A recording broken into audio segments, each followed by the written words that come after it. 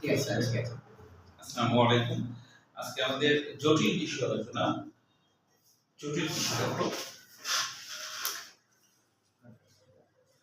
তাহলে জটিল তো আমরা গতদিনই বলছিলাম যে জটিল মানে হলো একই রকমের কোষ দিয়ে হবে না। যেমন সরল হলো সবাই একই রকমের কোষ ছিল। বিভিন্ন হলো ভিন্ন ভিন্ন। তাহলে এটা সংজ্ঞা প্রথমে রাখবে। সংজ্ঞাটা আসছে কুমিল্লাবোর্ড 25 সাল ক্ষয়ের জন্য সংজ্ঞা। যে জটিল টিস্যু কাকে বলে? কুমিল্লাবোর্ড 25 সাল ক্ষয়ের জন্য। কি বলছে যে বিভিন্ন ধরনের কোষের সমন্বয়ে যে টিস্যু। স্যার জটিল টিস্যু হয়ে গেছে তো? ওই হয়ে গেছে। প্রাণ মানে প্রাণ টিস্যুর উপর বলতে আসলে জটিল টিস্যু একদম কম। কমপ্লিট ঠিক ও আচ্ছা তারপর ঠিক আছে। প্রাণ টিস্যু থেকে আসলে শুরু। ও আচ্ছা স্যার হোমওয়ার্ক ছিল হোমওয়ার্ক পানি কি? ও হোমওয়ার্ক ছিল। স্যার আমার খেয়ালই নেই যে হোমওয়ার্ক ছিল। আচ্ছা ওই যে রিসার্চ হয়ে গেছে বলে দিছো না? এটা ভালো। তাহলে দেখো এখন হ্যাঁ এটা স্যার এরকম ভাবে আঁকতে হবে নাকি? হ্যাঁ এরকম স্যার আমি সামনের দিন দেব। সামনে দিন আগে দিও। তুমি ক্লাস না দেখে ছবি আঁকতে পারবে না। ক্লাস দেখলে বুঝতে পারবে না। হ্যাঁ ক্লাস না দেখে ছবি আঁকতে গেলে কোনটা কি কেন এটা বুঝতে পারবে না। আচ্ছা ইউটিউবে বারবার আপনি ভিডিও আপনি নিজে লিখবেন ভিউ পেতে পারবেন না একজন একটা ইউটিউবে মানে এর ছেলে বেশি বুঝে তো তাই বারবার কিনে নেবেন ইয়ে কিনে নেবেন আপনি ভিউ কিনে নেবেন টাকা দিয়ে ভিউ কিনা জানা সাবস্ক্রাইব ছেলে সব পাওয়া যায় তুমি বুঝবেন তাই যা লাগবে খালি বলবেন টাকা দিবেন আমার কাছে টাকা দিবেন লাগিয়ে নেবেন সব পেয়ে আচ্ছা দেখো এমনি তাহলে আবরণ টিস্যু এখান থেকে শুরু। হ্যাঁ এপিথেলিয়াল টিস্যু আবরণ টিস্যু দেখো যে আবরণ টিস্যু এখানে আমাদের আবরণ টিস্যুর এটাও কিন্তু পরীক্ষা আসতেই পারে যে কাকে বলে। তো বিভিন্ন মানে যে অঙ্গ প্রত্যঙ্গ থাকে তার বাইরের দিকে যে টিস্যুগুলো থাকে এটাই হলো আবরণ টিস্যু। এখন দেখো আবরণ টিস্যুর এইখান থেকে সৃজনশীল হিসেবে আসে সেটা হলো দ্বিতীয় প্যারায় আবরণ টিস্যুর কোষগুলো ঘন সন্নিবেশিত এবং একটি ভিত্তিগত বিন্যস্ত কোষের আকৃতি প্রাণী দেহে তার অবস্থান ও কাজের প্রকৃতি হেরে এই টিস্যু তিন ধরনের। তাহলে পরীক্ষা আসতে পারে যে অবস্থান ও কাজের প্রকৃতি ভেদে হলো আবরণ টিস্যু কয় ধরনের। এই তাহলে দেখো প্রথমে এক নম্বর হলো স্কোমাস। স্কোমাস মানে আইস। আইস তো চিনো মাছের আইস। হ্যাঁ খুব পাতলা হয় তাই না? ওই মাছের আইসের মতো হবে। এটাই হলো স্কোমাস। মাছের আইসের মতো চ্যাপ্টা এর নিউক্লিয়াস বড় আকারে হয়। বৃক্কের বোমাস ক্যাপসুল প্রাচীর। বোমাস ক্যাপসুল কেমন? এই যে এরকম দেখো। বোমাস ক্যাপসুল হলো যে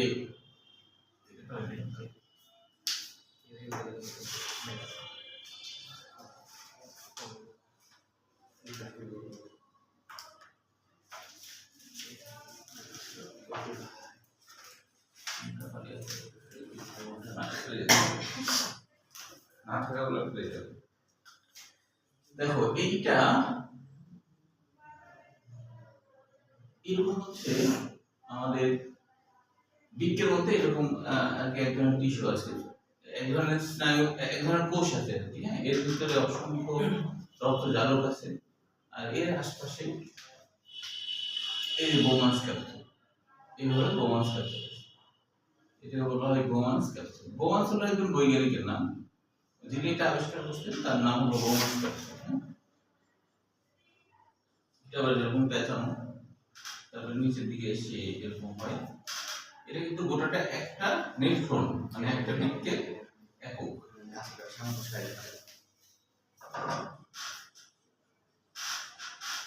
তারপরে এটা আবার এরকম ভাবে এই গোটাটা মিলে কিন্তু একটা নেফ্রন বৃক্কের একটা একক। উপরে যেটা মুখ হতো না হ্যাঁ বলো উপরে যে গোল গোল কি হতো না করে মুখ দিয়ে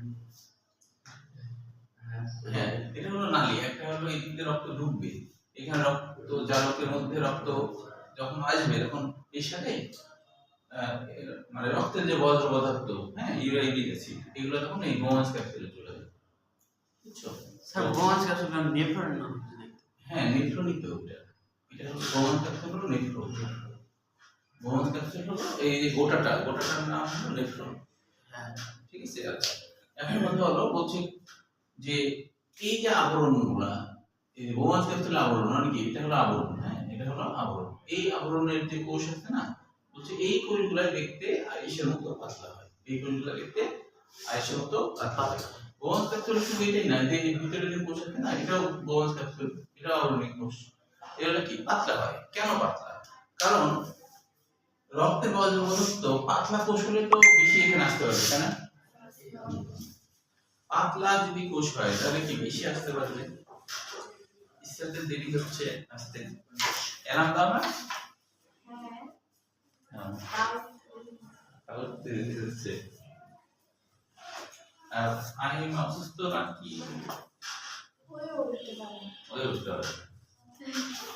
দেখো তাহলে এই যে এখানে যে কোষগুলো আছে বা এখানে যে কোষগুলো আছে এটা পাতলা হয়, তাহলে পাতলা হওয়ার কারণ কি সেটাও মনে রাখতে হবে। পাতলা হওয়ার কারণ, পাতলা হলে কি হবে যে রক্তের বজ্র পদার্থগুলো পানি সহ পাতলা হলে তো বেশি তাড়াতাড়ি আসতে পারবে, তাই না?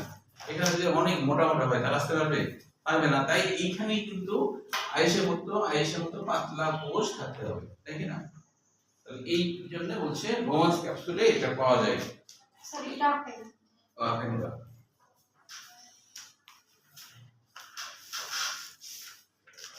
এই টিস্যু প্রধানত আবরণ ছাড়াও ছাঁকনি কাজ করে, এটা ছাঁকনি কাজ করছে, তাই কি না? হ্যাঁ, ছাঁকনি কাজ করছে। এই আর কি। তাড়াতাড়ি এখন না আঁকলেও চলবে, এটা এই আছে আর কি, পরবর্তী অধ্যায়গুলোতে আছে, না আঁকলেও চলবে। তবে যদি শুরু করে দিচ্ছে আপনি স্যার শেষ।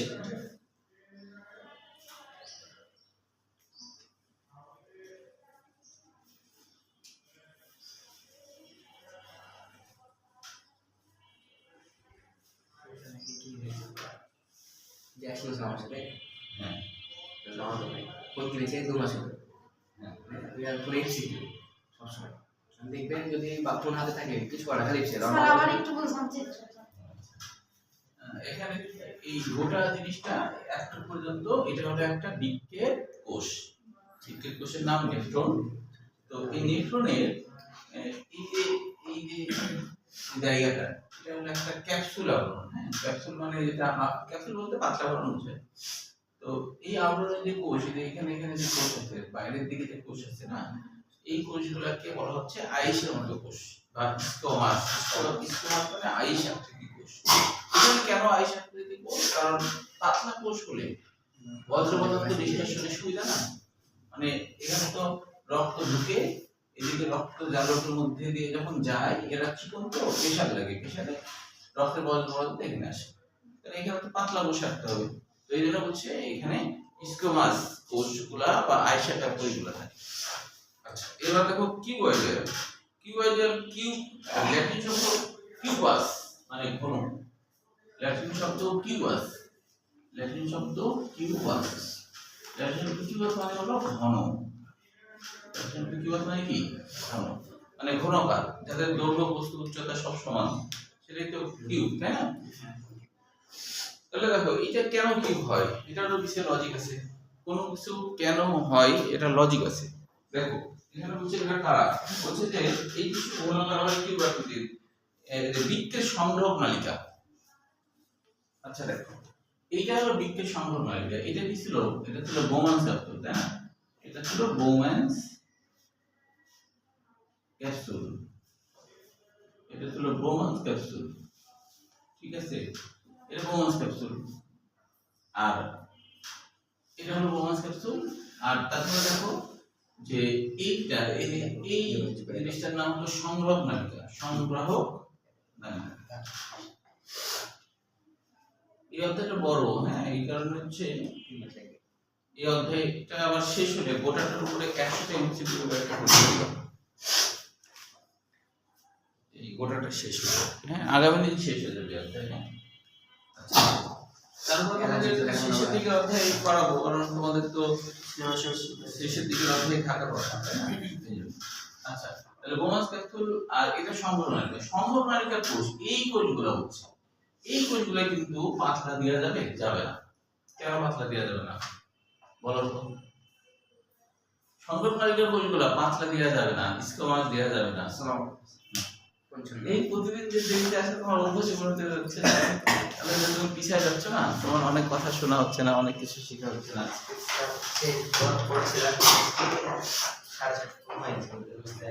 এনাম দিয়ে রাখবো। আচ্ছা, যাই হোক, একদিন দুই দিন এরকম হতেই পারে, রোজ না হয়, এটা খেয়াল রাখতে হবে। হ্যাঁ, কারণ একটা কিন্তু লজিক তোমরা জানো যে নিউটনের একটা সূত্র আছে না, প্রতিক্রিয়ার একটি সমান ও বিপরীত প্রতিক্রিয়া আছে আছে না। তো তাহলে হচ্ছে যে তুমি এখনকার সময় পড়াশোনাকে যতটা সিরিয়াসলি ভাবে নিবা, এটা একটা ক্রিয়া করবা, তাই না, তার প্রতিক্রিয়া তুমি পাবা পরবর্তীতে, ঠিক কিনা। আর এখনকার সময় তুমি যদি পড়াশোনা সিরিয়াস ভাবে না নাও তাহলে তারও প্রতিক্রিয়া একটা পাবা, ঠিক কিনা। তো এই জন্য এটা সাবধান যে সবসময় কিন্তু ক্রিয়া এবং প্রতিক্রিয়া চলছেই আমাদের মধ্যে, তাই না, ক্রিয়া এবং প্রতিক্রিয়া চলে, ঠিক না। তো এই কারণে এটা মাথায় রাখতে হবে যে আমি যদি এখন আমার আচরণ কেমন সেটা তার ফলাফলটা ভবিষ্যতে হবে, এই পৃথিবীতেই হবে, ঠিক না। আচ্ছা, তাহলে এইটুকু অংশ তুমি ইউটিউবে দেখে নেবা যেটুকু আলোচনা হয়েছে।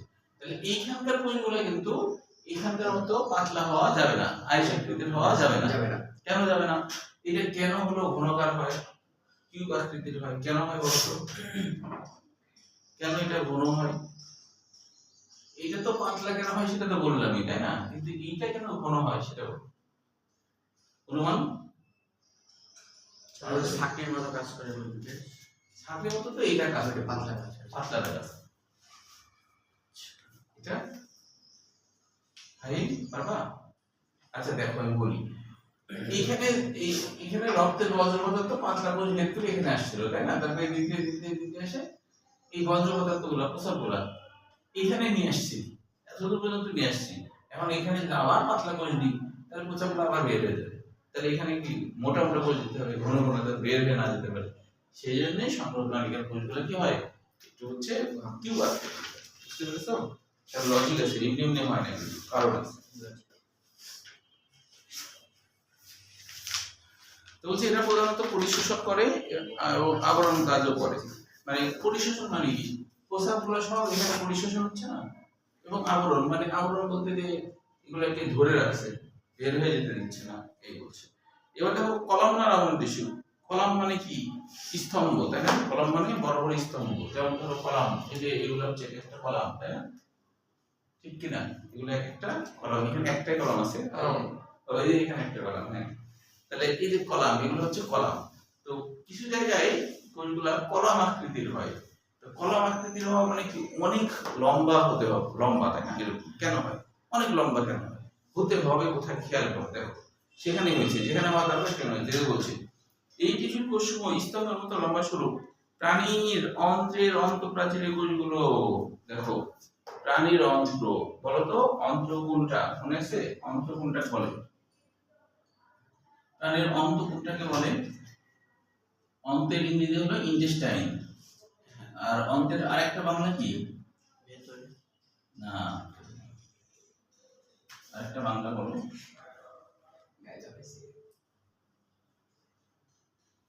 অন্তের আরেকটা বাংলা কি?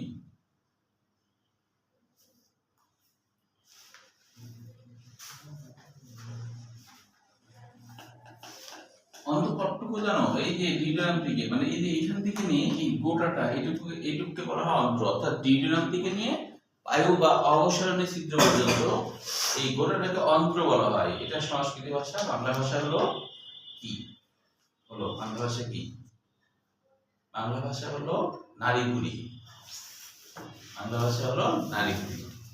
এমন ভাষা তোমরা জানো যে যে ভাষা অর্থই বুঝে না, তাই না। এখন আমাদের বাংলা ভাষার মধ্যে তো অনেক ভাষা মিশে আছে, তাই না, তো কিন্তু সেটা যদি তুমি নাই বুঝো তাহলে আবার কেমন হলো, বুঝতে তো হবে জিনিসটা আসলে কি, ঠিক না। আচ্ছা, তাহলে হচ্ছে যে এটা হলো নাড়িভুঁড়ি বা অন্ত্র। এখন দেখো তো এই অন্ত্রের কোষগুলা এখানে যদি তুমি পাতলা দাও তাহলে তো ঝামেলা, এখানে তো প্রচুর এনজাইম আছে, তাই না, এনজাইম আছে না, তাহলে এটা ফোটা হয়ে যাবে না, ফোটা হয়ে যাবে কিনা এনজাইমের কারণে। তাহলে এইখানকার কোষগুলা পাতলা দেওয়া যাবে না, তাই এটা অনেক লম্বা লম্বা দিয়েছে, হ্যাঁ, অনেক লম্বা লম্বা, মানে ধরো এরকম লম্বা লম্বা কোষ, এরকম লম্বা লম্বা কোষ, এরকম লম্বা লম্বা কোষ, অনেক লম্বা লম্বা কোষ ধরো দিয়েছে। কারণ কি, এটা সহজে ফুটা মোটা হয়ে যেন না যায়, তাই না, এটা মজবুত হতে হবে, ঠিক না। যদিও যদিও এটা কিন্তু 4-5 দিন পর পর নষ্ট হয়ে যায়, 4-5 দিন পর পর নষ্ট হয়ে যায়, কিন্তু আবার তৈরি হয়, বুঝছো, যে নষ্ট হয়ে যায় আবার তৈরি হয়। কারণ হচ্ছে যে নষ্ট হওয়ার কারণেই ওটা, কারণ এর মধ্যে এত ক্রিয়া বিক্রিয়া ঘটে এটা সামাল দিতে পারে না, তখন নষ্ট হয়ে যায়। যেমন আমাদের বাইরে, আমাদের শরীরের বাইরে যত কোষ আছে না, এগুলা কি তুমি যখন জন্মাইছিলা তোমার শরীরে যে কোষগুলো আছে এখন সেগুলো আছে আর নাই, সব ভ্যানিশ। কবে হারাই ফেলছো? কবে হারাই ফেলছো? প্রতি 24 থেকে 28 দিনের মধ্যে তোমার মাথা থেকে পা পর্যন্ত যত কোষ আছে এই 24 থেকে 28 দিনের মধ্যে সব কোষ ঝরে পড়ে যায়, নতুন কোষ জন্ম। বুঝতে পারছো? তোমার কোষ আর একটা নাই, থাকে না, সব ঝরে পড়ে যায়। কেন? কারণ এরা হলো সূর্যের আলোতে তাপে থাকে, এই জন্য এই কোষগুলাকে এই তাপ সহ্য করতে যে এরা হলো মারা যায়। এবং মারা যাওয়ার ব্যবস্থা হলে এই জন্য রাখছে, যদি মারা না যাইতো তাহলে সূর্যের আলোতে রেডিয়েশনে আমাদের জিনগত কোনো বিভ্রাট ঘটে যেত, মানে জিনগত মিউটেশন হয়ে যেত, তখন ক্যান্সার বা অনেক রোগ হতো। ওই জন্য আল্লাহ দয়া করে এগুলোকে মেরে ফেলে, আবার নতুন জন্মায়, নতুন করে আবার ইয়ে করে। কিন্তু মাংসপেশির কোষগুলা ভিতরে থাকে বলে এই কোষ কিন্তু কখনোই তোমার একবার যদি নষ্ট হয়ে যায় পুনরায় আর তৈরি হবে না, পুনরায় আর তৈরি হবে না, ওইটা শেষ। মানে চামড়াই শুধুমাত্র হচ্ছে পরিবর্তনশীল, কিন্তু মাংসপেশি কিন্তু পরিবর্তনশীল না। মাংসপেশি নষ্ট হলে নয়, শেষ। বুঝতে পারছো? এই জন্য আল্লাহ কোরআনে একটা কথা বলছে যে যখন আমি তাদের জাহান্নামে দেবো, তাদের চামড়া সমূহ পুড়ে ছাই হয়ে যাবে যখন, তখন সেখানে নতুন চামড়া আমি লাগিয়ে দেবো। কিন্তু আল্লাহ এক করে এটা বলেনি, যখন চামড়া এবং মাংসপেশি বা চামড়া মাংস পুড়ে ছাই হয়ে যাবে, যখন কঙ্কাল হয়ে যাবে, তখন সেখানে আমি নতুন মাংসপেশি এবং চামড়া দিব, এটা বলেনি। কারণ মাংসপেশি তো বিভাজন ঘটে না, ওই জন্য আল্লাহ শুধু চামড়াটা নাই করে দিবে, বুঝছো? দিয়ে গিরালির কাছে খালি চামড়া একটু একটা অংশ থাকবে, তখন রুহের ক্ষমতা এত বেশি হবে ওই অন্য জগতে আর কি, যার নাম তো অন্য জগৎ, ধরো রুহের ক্ষমতা এত বেশি হবে যে সাথে সাথে আবার রিজেনারেটেড হয়ে যাবে, তৈরি হয়ে যাবে।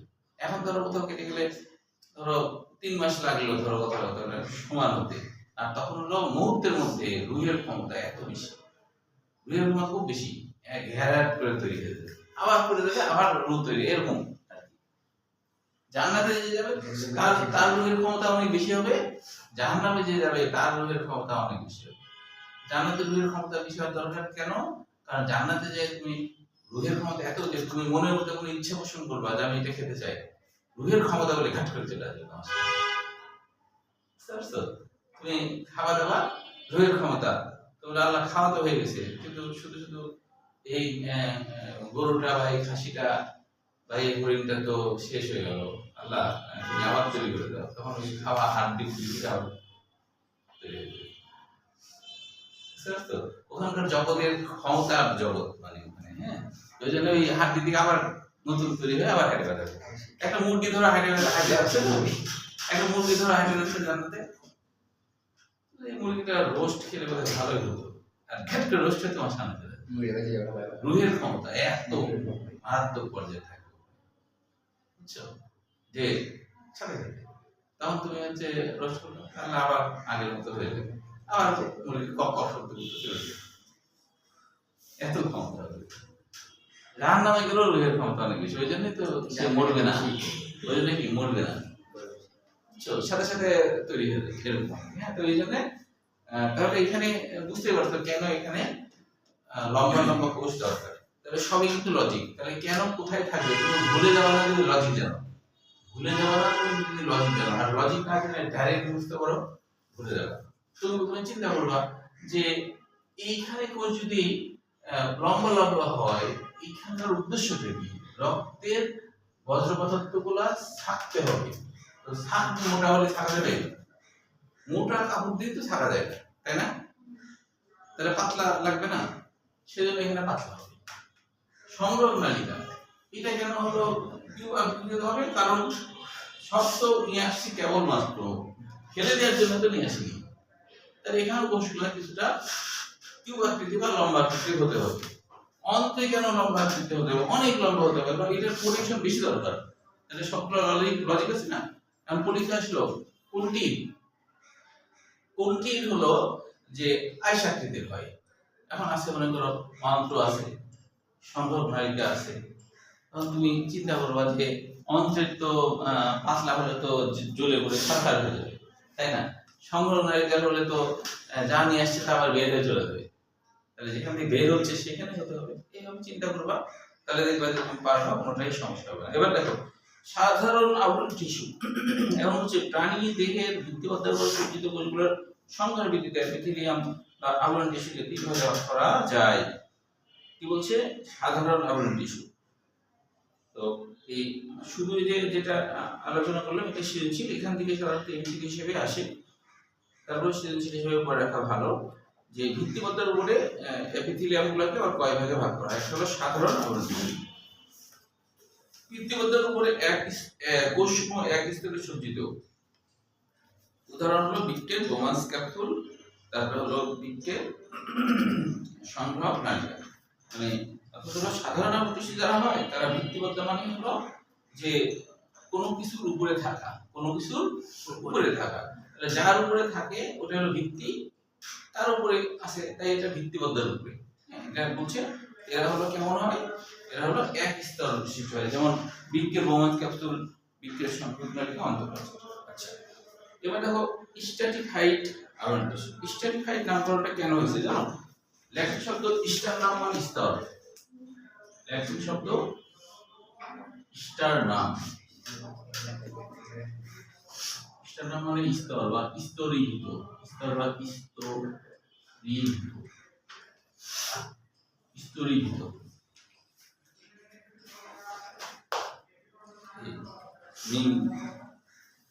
হিন্দুস্তানি এখন যদি বেশি ঘুমাই ক্রিয়া চালাও তাহলে ভবিষ্যতে যাই তখন তোমার আবার না ঘুমায় দিন করতে হবে, তাই না? যেমন দেখো যারা ভালো করে পড়াশোনা করেনি তারাই তো হলো তোমার কি করে, তারাই হলো রাত ডিউটি করে না, তারা রাত ডিউটি করে কিনা, মানে যেমন পুলিশরা যারা ভালো পড়াশোনা করে তারা কি পুলিশে চাকরি করবে না? তো পুলিশদের রাত জাগতে হয় না, আর রাত জাগতে হয়, তাই না? ওই যে তোমার চিন্তা করা যায় বসে বসে ডিউটি করতে হয়, ঘুমানো যাবে না, তাই না? ট্রাফিক পুলিশ, হ্যাঁ ট্রাফিক পুলিশ কত কষ্ট না। তাহলে দেখো ওরা হচ্ছে এই শোনো, ওরা ওই সময় কি করছে, ছাত্র জীবনে কি করছে, টোটো কোম্পানি ম্যানেজারি করে বেড়াইছে, টোটো কোম্পানি ম্যানেজারি করে বেড়াইছে, খালি ঘুরে বেড়াইছে, আনন্দ ফুর্তি করছে, ঘুমাইছে, ওই সময় আরাম করছে কিন্তু।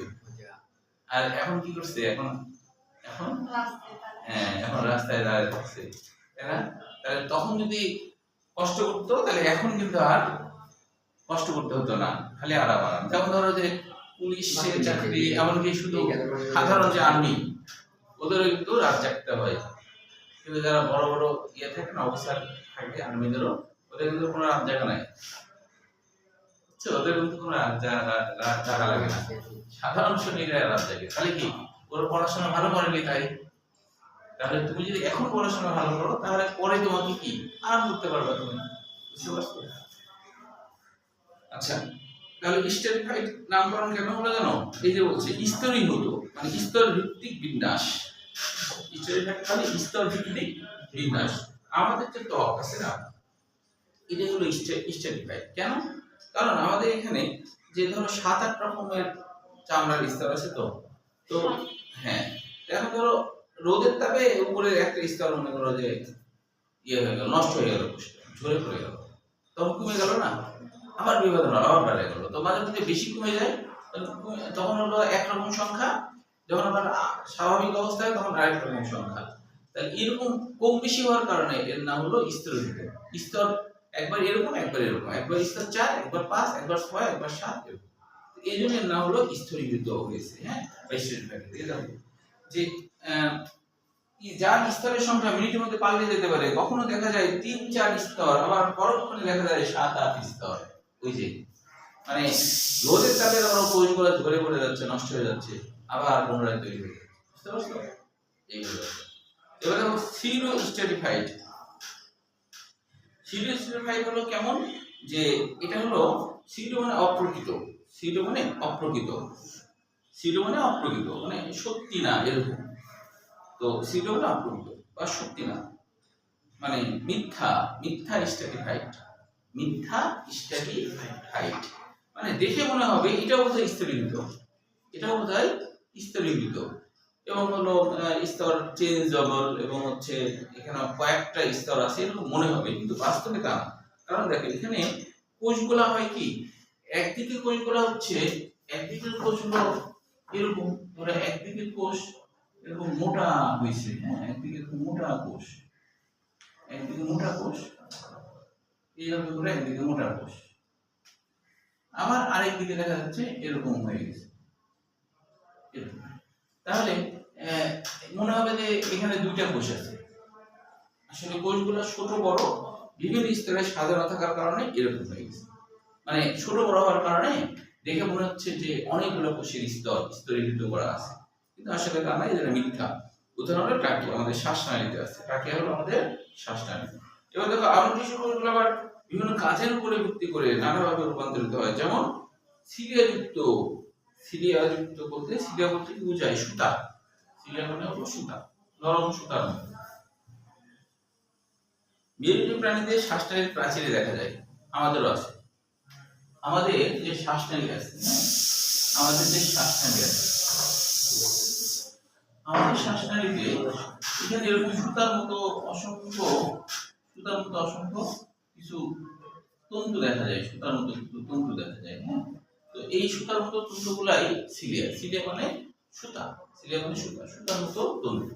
তো এই সিলিয়াগুলা যে, যার কাজ হলো যে যখন ধুলাবালি আসে এই সিলিয়াগুলা আটকায়, সিলিয়াগুলা আটকায় এবং মেরে ফেলে, এখানে বিভিন্ন মিউকাস কারণে এটাতে মরে যায়, হ্যাঁ। তো এটাই হলো সিলিয়ার কাজ। তাহলে এটা দেখা যায় এই শ্বাসনালীতে। ফ্ল্যাজেলাযুক্ত আবরণ টিস্যু, হাইডার এন্ডোডার্মিস, হাইডার এন্ডোডার্ম, হাইডার কিন্তু চিনো না তাই না, হাইডার এন্ডোডার্ম ক্লাস পরে তাই না, ভুলে যাচ্ছে অফ হয়ে গেল, না হয়নি ভাই। আচ্ছা এখন দেখো, এখন হলো কোনটা বলতেছিলাম কেন, ও হাইডার। হাইডার হচ্ছে যে, হাইডার দেখতে ধরো এরকম, এরকম হাইডার, এখানে তোমার একটা মুখ ছিদ্র থাকে, আশপাশে অসংখ্য কোষিকা থাকে, কোষিকা হলো লম্বা লম্বা সুতার মতো গঠন থাকে। এখন হাইডার হচ্ছে বাইরের দিকে, এটা হলো এপিডার্মিস, বাইরের দিকে এটাকে বলা হয় এপিডার্মিস, এটার নাম হলো এপিডার্মিস, বাইরের দিকে এটার নাম কি এপিডার্মিস।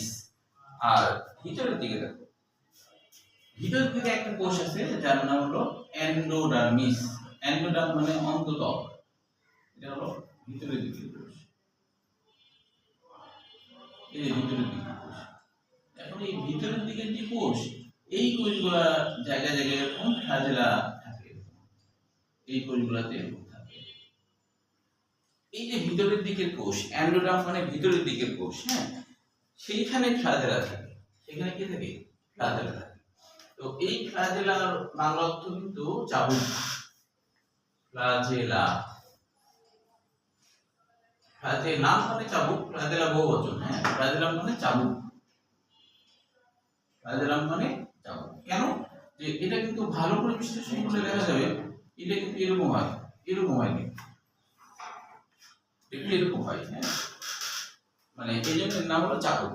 তাহলে এই যে হাইডার ভিতরের দিকে যে কোষ আছে সেইখানে এরকম ফ্ল্যাজেলাম দেখা যায়, অনেকগুলো দেখা যায়, তার নাম হলো ফ্ল্যাজেলা মানে বহুবচন, হ্যাঁ। এদের কাজ হলো যে আসলে খাবারগুলো যখন খায় তখন এই ফ্ল্যাজেলা আন্দোলিত হয়, খাবারগুলোকে ভেঙে ফেলার কাজ করে। তারপরে দেখো এরপর হচ্ছে ক্ষণপথযুক্ত আবরণ টিস্যু, এটাও আছে হাইডার এন্ডোডার্মে। ক্ষণপথযুক্ত মানে কি, কিছু কিছু কোষ থাকে ফ্ল্যাজেলা বিহীন থাকে, যেমন এইগুলো হলো ফ্ল্যাজেলা বিহীন, এগুলো হলো ফ্ল্যাজেলা বিহীন। এই ফ্ল্যাজেলা বিহীন কোষগুলো কি করে, ক্ষণপথ তৈরি করতে পারে, অর্থাৎ এখানে যা খাইলো আর কি, খাবারগুলোকে, এটা ধরো একটা কোষ, এটা ধরো হাইডার এন্ডোডার্মের একটা কোষ, ফ্ল্যাজেলা বিহীন কোষ।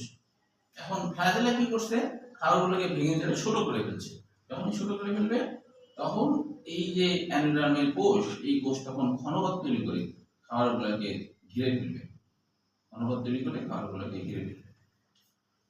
তাহলে ক্ষণপথ মানে কি, ক্ষণ মানে ক্ষণস্থায়ী, পথ মানে পা, ক্ষণস্থায়ী পায়ের মতো একটা গঠন তৈরি করলো, তার নাম কি? ক্ষণপথ।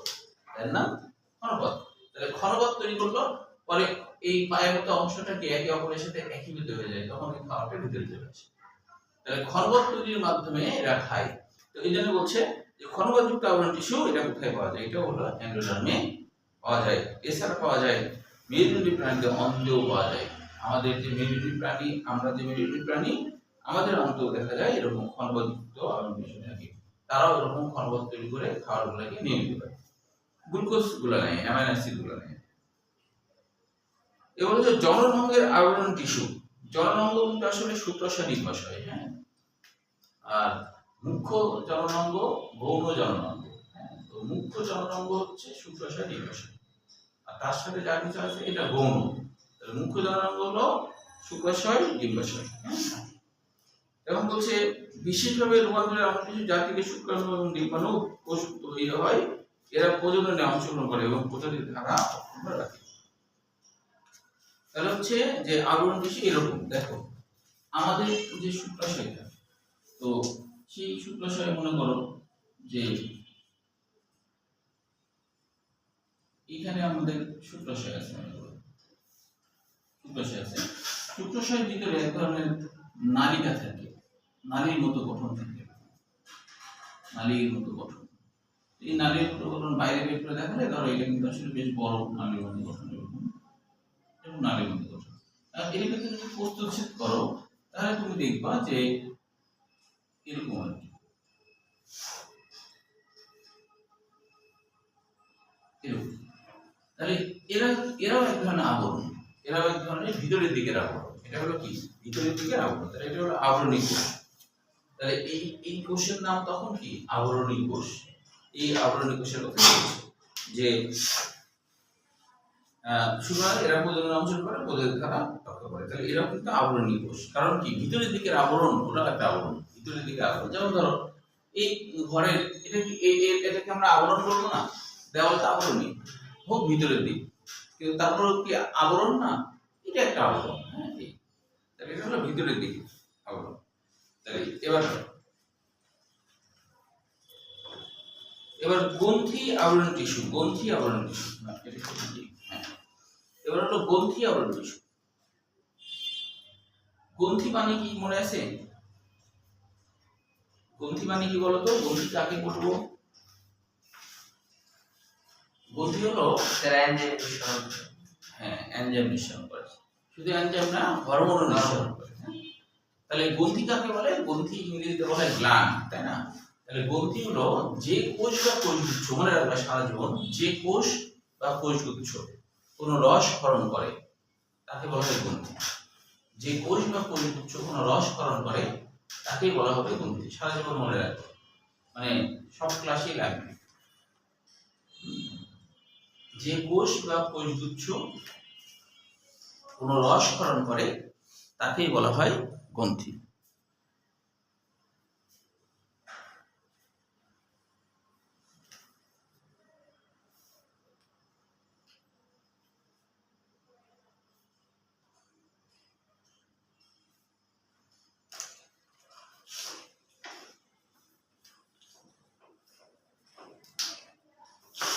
আচ্ছা, তাহলে এবার দেখো এটা হলো গ্রন্থি আবরণ টিস্যু। গ্রন্থি কাকে বলে এটা লিখবা, এখানে তেমন কিছু নাই আসার মতো। এবার যোজক টিস্যু বা কানেকটিভ টিস্যু।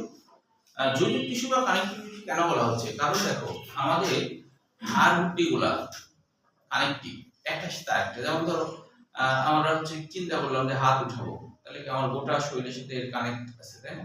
আমার পা নড়াতে যাচ্ছি, কানেকশন আছে। মানে সবটার সাথে সবটার যে সংযোগ, ওটাই হলো কানেকটিভ বা সংযোজক টিস্যু, হ্যাঁ। তাহলে কানেকটিভ টিস্যু মানে যে একটার সাথে একটার যে সম্পর্ক, এটাই হলো কানেকটিভ। তাহলে আমাদের মাংসপেশি গোটাটাই কিন্তু কানেকটিভ টিস্যু, মানে সবার সাথে সবার সম্পর্ক, তাই না? তাহলে হচ্ছে যে রক্ত যেমন গোটা শরীরে কিন্তু সংযোগ রক্ষা করতে না, রক্ত একটা কানেকটিভ টিস্যু। মানে এখন হাড় হুড্ডিগুলো কানেকটিভ টিস্যু, সবার সাথে সবার সম্পর্ক রক্ষা করতে। আমার পা না থাকলে আমার গোটা কঙ্কাল কিন্তু দাঁড়ায় থাকতে পারতো না, তাই না? তাহলে পাও কিন্তু গোটা শরীরের সাথে একটা কানেকশন রাখছে, তাই না? মাংসপেশিও তাই। মাংসপেশি ছাড়াও কিন্তু আমরা হাঁটাচলা করতে পারতাম না, শুধু যদি হাড্ডি থাকতো তাহলে তো খটখট করতো, তাই না? তাহলে মাংসপেশিও একটা কানেক্টিভ টিস্যু, যেটা শরীরের সাথে, গোটা শরীরের সাথে আমার সম্পর্ক রাখছে। তাহলে কানেক্টিভ টিস্যু ওটাই বোঝায় যে হচ্ছে যোজক বা কানেক্টিভ টিস্যুর মাতৃকার পরিমাণ তুলনামূলক বেশি এবং কোষের সংখ্যা কম থাকে। বুঝছে যে এখানে মাতৃকার পরিমাণ, যোজক বা কানেক্টিভ টিস্যুর মাতৃকার পরিমাণ তুলনামূলক বেশি। মাতৃকা মানে কি, যে তরল উপাদানটা বেশি, তরল উপাদানটা বেশি এবং কোষের সংখ্যা কম, যেমন রক্তের ক্ষেত্রে এটা বলছে। হ্যাঁ, এখন হচ্ছে গঠন ও কাজের ভিত্তিতে কানেক্টিভ টিস্যু প্রধানত তিন ধরনের হয়। একটা হলো ফাইবার যোজক টিস্যু, এটা তো জানো তন্তুময়, তাই না? যেখানে তন্তু, যেমন আমাদের মাংসপেশি আছে না, মাংসপেশির মধ্যে অনেক কি আছে, মাংসের মধ্যে তন্তু আছে না, দাঁতের ফাঁকে ঢুকে যায় অনেক সময় মাংস খেতে গেলে, ওগুলো তন্তু। হ্যাঁ, তো বলছে প্রচুর তন্তু দেখা যায়, তাই বলছে। স্কেলিটাল যেটা, সেটা হলো স্কেলিটাল মানে হলো কঙ্কাল, স্কেলিটাল মানে হলো কঙ্কাল, কঙ্কাল যোজক টিস্যু। তাহলে কঙ্কাল যোজক টিস্যু এর আবার দুই ধরনের হয়, ভিতরে ওগুলো পড়লে বুঝতে পারবা। একটা হলো কোমলাস্থি, একটা হলো অস্থি। তো ইংরেজিটা মনে রাখবা, কোমলাস্থিকে বলা হয় কার্টিলেজ আর অস্থিকে বলা হয় বোন। অস্থিকে বলা হয় বোন, বিয়োগনী বোন, আর কার্টিলেজ। কার্টিলেজ মানে তুলনা, কার্টিলেজ, কার্টিলেজ আর বন, কার্টিলেজ আর বন। হ্যাঁ, তো কার্টিলেজকে আবার আরেকটা নামে রাখা হয় কিন্তু। হ্যাঁ, কার্টিলেজের আরেকটা নাম হলো কন্ডিকথিস। কার্টিলেজের আরেকটা নাম হলো কন্ডিকথিস, কন্ডিকথিস বলা হয়। এটা আরেকটা নাম হলো কন্ডিকথিস।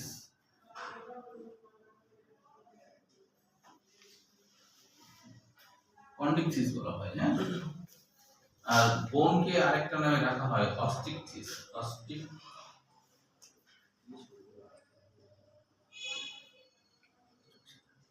অস্টিকথিস বলা হয়। হ্যাঁ, এগুলা ইংরেজি নামগুলো মনে রাখা দরকার, পার্সেন্টেজ দেয় আর কি। তাহলে কোমলাস্থি মানে কোনটা? এটা আমাদের নাক, তাই না? আমাদের কান, এখানে যে অস্থিগুলো আছে এগুলা কি নরম না? এই নরমগুলা, তাই না? যখন আমি তোমাদের মতো 9 হতাম, তখন হলো এই ইয়ের দাম খুব কম ছিল। হ্যাঁ, মানে ওই যে গরুর মাংসের দামটা খুব কম ছিল তখন। হ্যাঁ, তো তখন হলো তোমার তখন ছিল 40 টাকা। তো হ্যাঁ, 40 টাকা। ওই সময় তোমার হচ্ছে যে ওই যে